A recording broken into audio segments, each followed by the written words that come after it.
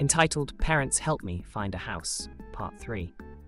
But for the most part, I only care about if the room is spacious enough to live in, and it is sanitary. Most importantly, and the bathroom and kitchen. I literally don't need to be as extreme and neurotic as my mom.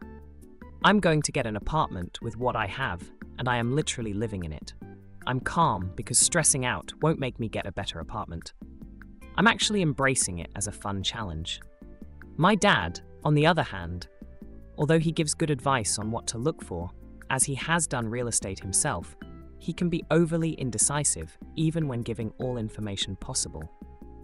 I mentioned that a specific 1B1B costs $3,000 in Manhattan, and he literally asked me, is there a big enough living area that you could share with a roommate, who I wouldn't even know well? He's not as imposing as my mom, just because he wanted me to buy, which he would help with. But I gave him a presentation going through the pros and cons and said why it doesn't make sense to buy.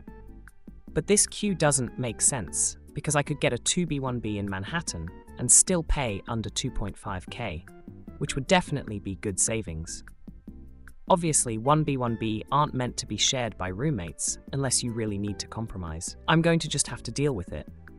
But it's kind of annoying how imposing my parents can be. They can provide input, but it feels like I literally have a surveillance camera on me and I'm on decision probation.